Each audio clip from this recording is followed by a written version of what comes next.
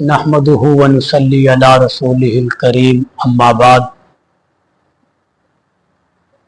मुहर्रमुल हराम इस्लामी साल का पहला महीना है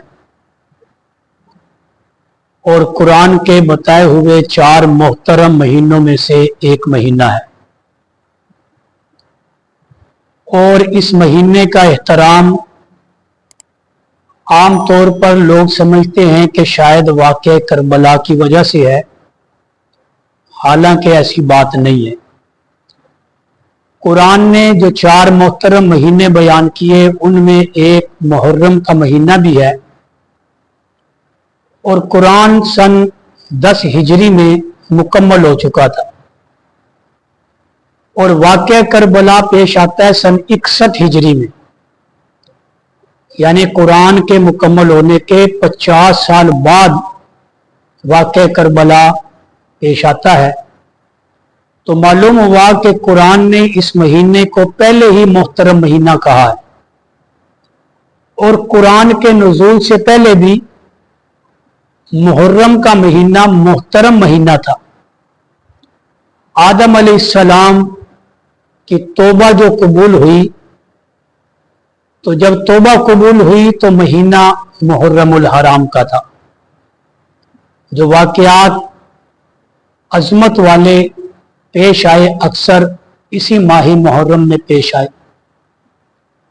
इसी तरह इब्राहीम अलैहिस्सलाम को आग में डाला गया, जब आग से बाहर तशरीफ लाए तो महीना वो भी मुहर्रम का था।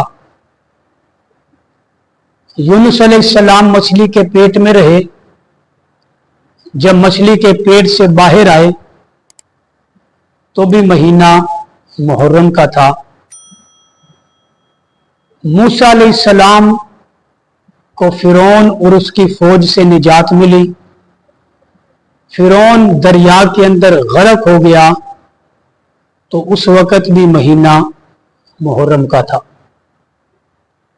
ईसा अलैहिस्सलाम आसमानों पर जिंदा उठाए गए तो उस वक़्त भी महीना मुहर्रम का था। वाक़या करबला पेश आ गया इत्तफाकी तौर पर इसी माह मुहर्रम के अंदर, तो ये कोई मुहर्रम वाक़या करबला की वजह से मुहतरम नहीं हुआ। फिर आगे चलते हैं कि क़यामत आएगी, दिन जुमे का होगा और महीना मुहर्रम का होगा। तो मुहर्रम का महीना इंसानियत की आगाज से ही मुहतरम महीना है और आज तक ये मुहतरम महीना शुमार किया जा रहा है। बाकी वाक़या करबला का इत्तफाकी तौर पर इस माह मुहर्रम के अंदर वक़ू पज़ीर हो जाना ये अल्लाह का अमर था, वगरना कोई वाक़या करबला की वजह से इस महीने को एहतराम नहीं मिला, बल्कि इंसानियत के आगाज से ही ये महीना मोहतरम था, मोहतरम है और क़यामत तक ये मोहतरम रहेगा।